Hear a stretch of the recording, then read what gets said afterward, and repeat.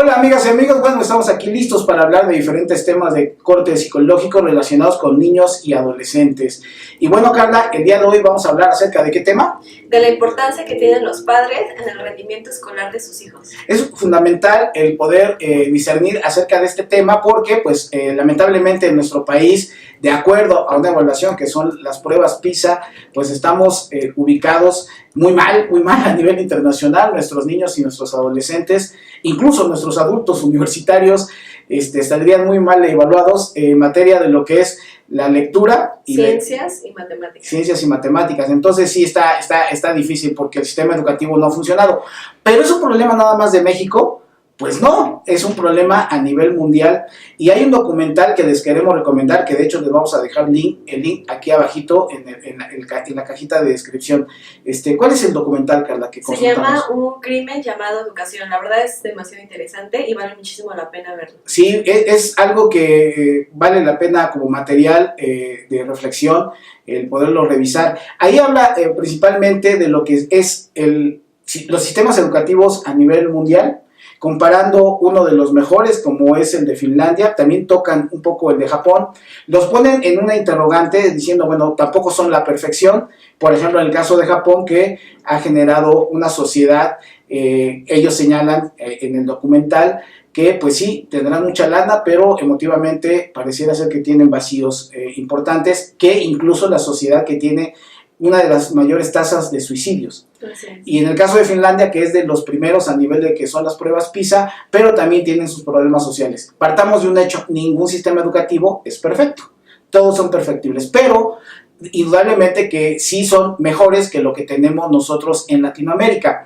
En Latinoamérica, uno de los grandes problemas que anota el documental, y en donde diferentes especialistas en materia educativa y propios maestros que dan clases en diferentes países, un señalamiento que hacen y con el cual concordamos es que la educación se da en el núcleo familiar y no en las escuelas, porque la educación que tiene que ver con toda esta formación y desarrollo de la personalidad de los niños se da ahí in situ de las familias, y lo que se va a adquirir a las escuelas solamente son elementos de carácter académico, habilidades, competencias, pero si no vienen con el fundamento de una serie de valores, de comportamientos, de conductas desde la casa, pues es muy factible que fracase el rendimiento escolar en las escuelas, porque simple y sencillamente los chicos no son disciplinados, no ponen atención, no son respetuosos, no tienen empatía, no tienen una buena comunicación, y pues obviamente eso se va convirtiendo en un problema, ¿no?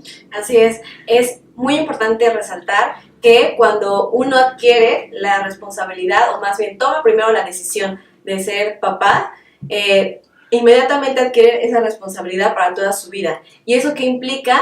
Obviamente implica que le des a tu hijo atención, tiempo, conocimiento, que estés ahí con él acompañándolo en sus procesos, y que también tú le enseñes valores como los que ya vimos que actualmente hay como ausencia de ellos en su mayoría, con respecto a la solidaridad, empatía, respeto hacia los demás, el seguir reglas, el seguir instrucciones, que por ello se derivan los problemas de conducta que actualmente tienen los pequeños, y la parte de la atención, que en casa recordemos que es la primera escuela de los niños. Entonces los niños aprenden imitando, aun cuando tú no les estás enseñando nada, ellos aprenden observándote e imitan todo lo que tú haces. Entonces todo lo que está en casa es lo que reflejan en la parte escolar. Una parte que es fundamental en una sociedad como la mexicana, en donde es capaz una persona de llegar y asesinar a alguien, es porque hay un adormecimiento emocional.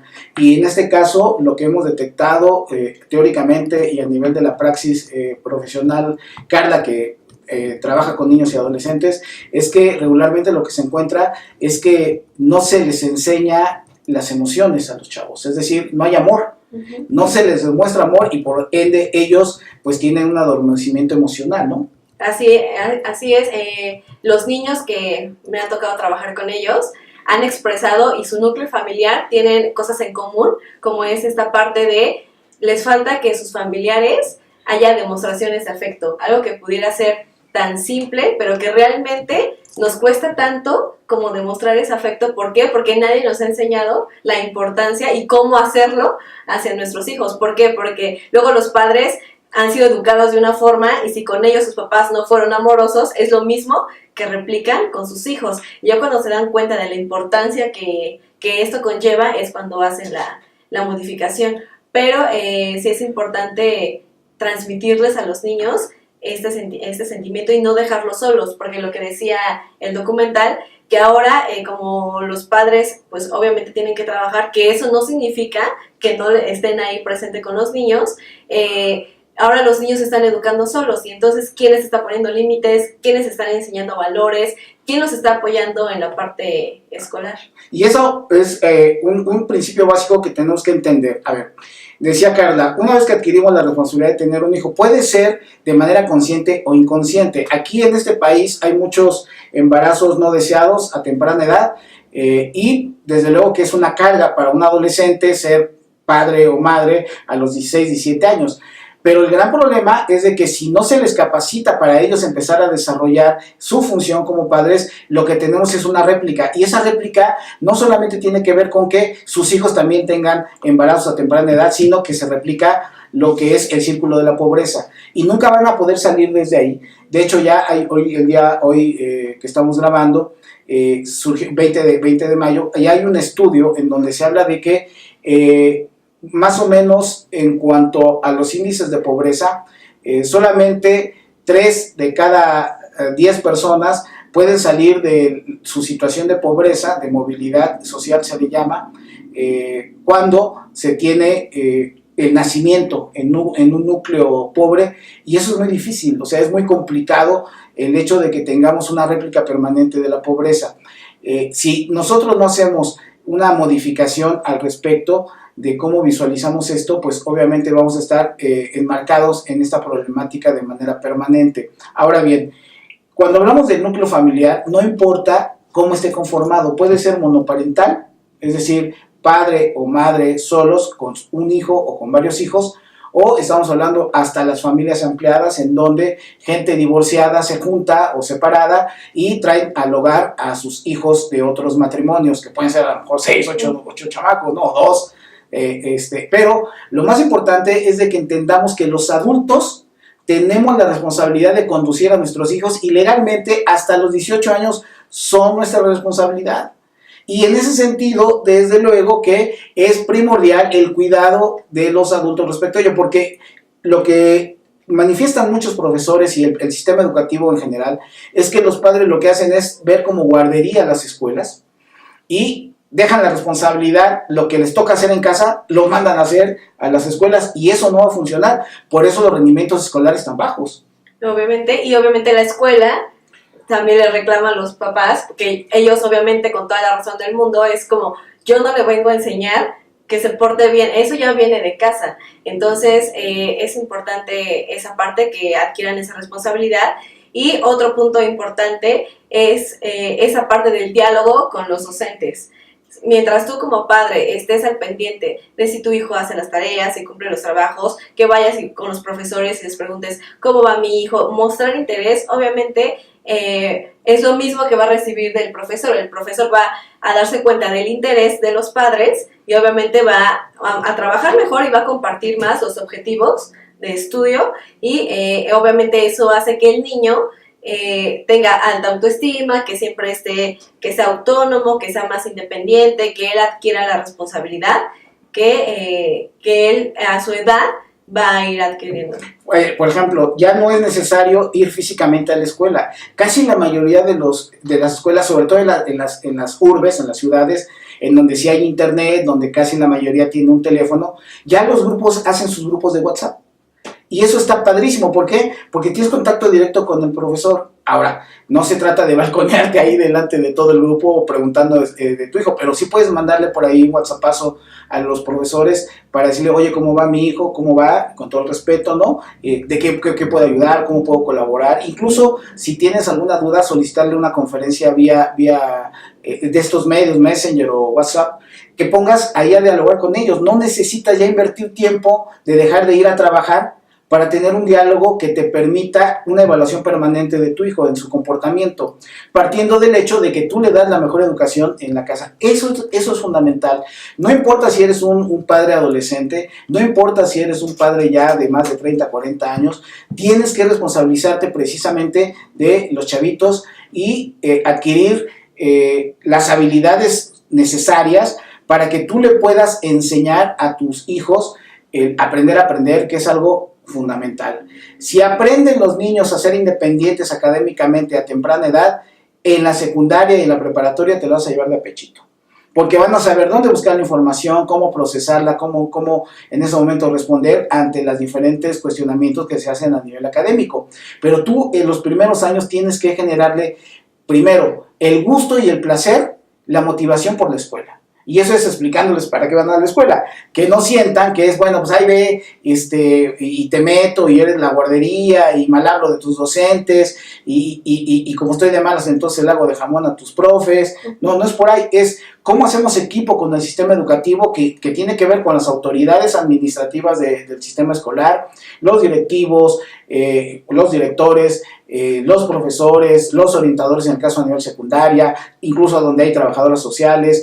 Todo esto es un equipo en pro del desarrollo de nuestros hijos, ¿no? Así es. Y ahora, la última parte que nos gustaría platicar con ustedes es, si ya partimos del hecho de que la educación se tiene que dar en casa y hay el compromiso de parte de los padres, lo demás son diferentes herramientas. Y las herramientas es, o las adquieren los padres, buscan el apoyo de un profesional, que puede ser alguien que tenga que ver con pedagogía, con psicólogos, alguien que los apoye en ese trabajo, que a lo mejor nadie nacimos sabiendo ser padres. Bueno, si no tengo la manera de comunicarme de manera adecuada con mis hijos, porque a lo mejor yo vengo de una historia difícil en mi familia, en donde yo recibía maltrato y no sé cómo acercarme con él, decirle que lo amo, que lo quiero, apapacharlo. Bueno, pues se vale pedir apoyo y que en ese momento tengas la mejor posibilidad de, como padre, funcionar con tus hijos y a partir de ahí empezar a potenciar el desarrollo académico. Así es, y por ejemplo, de acuerdo a mi experiencia, el factor que creo que es fundamental en cualquier tipo de relación interpersonal es la comunicación, que realmente es muy escasa, ya sea a niveles adultos y imagínense a nivel con sus hijos. O sea, realmente hay familias que no se conocen, que no se hablan, ni en lo más básico, que cada quien está viviendo su vida y los menores, en este caso cuando hay 5 adultos y un chiquillo, pues es el que sale ahí sobrando, al que no le toman en cuenta, al que bulean, bueno, le dicen insultos, si es que no lleva unas buenas calificaciones, que eso es algo también importante señalar, que como padres no debemos etiquetar a nuestros hijos, que no debemos de decirle, eres un tonto, eres un burro, ves cómo no sabes, tienes que ser mejor, tienes que ser como tu hermano, como tu hermana. Ese tipo de comparaciones y etiquetas no hay que hacerlo. ¿Por qué? Porque lo único que hacemos es disminuir la autoestima de nuestros hijos y obviamente ellos, al verse reflejado en ese contexto, son más vulnerables a que en los entornos escolares sean víctimas de bullying. Entonces, por eso es tan fundamental que no le demos el valor a nuestros hijos por las calificaciones, sino realmente siempre motivarlos, siempre hablarles que eres un campeón, tú puedes, tú eres capaz, lo puedes intentar, y siempre como buscando alternativas para que el niño vaya mejorando y irlo apoyando en el proceso. Partiendo de un principio, todos servimos para algo. A lo mejor en sus manos está el próximo cantante de ópera, que a lo mejor las matemáticas solamente les va a alcanzar para irla sobrellevando, pero en su gusto musical, en la parte rítmica va a sobresalir. Es decir, no necesariamente una persona tiene que saber de todo, hay que identificarlo. Y finalmente, en la parte de los maestros, se da mucho la etiquetación a partir de los comportamientos en las escuelas. Padres, por favor, no lo permitan, dialoguen con los maestros, no se bronqueen con ellos, pero tampoco crean todo lo que les dicen, y lo que tienen que buscar es el apoyo de profesionales para ver qué es lo que está pasando. Eso es básico, porque el niño no puede estar con una etiqueta ni en la casa ni en las escuelas. Si queremos potenciar el rendimiento escolar de nuestros hijos, lo primero que tenemos que hacer es precisamente partir del hecho de que la educación está en la casa, desarrollar las habilidades necesarias para que los chavitos puedan aprender y hacer un gran equipo con el sistema educativo, principalmente con el docente a cargo, ahí, y en el caso de la secundaria, con los docentes a cargo, porque son varias materias, pero ahí lo que tenemos que tener es así como que estos 3 o 4 acciones concretas, y verán que sus hijos, si en este momento están reprobando, van a empezar a pasar, y si están con unas calificaciones medias bajas, las van a subir a medias, y si son de calificaciones medias, podrán ir a la excelencia. Eso es natural con un trabajo permanente, porque el cerebro es un músculo, se puede entrenar y las habilidades se pueden desarrollar. Así que, pues Carla. Así es, hay que recordar que existen diferentes tipos de inteligencia y hay que potenciar la que mayor veamos en nuestros hijos que es bueno. Hay que explotar esa situación, no enfocarnos en lo negativo, sino más bien potenciar lo positivo. Y bueno, quiero cerrar con esta frase que decimos: ¿qué mundo le estamos dejando a nuestros hijos?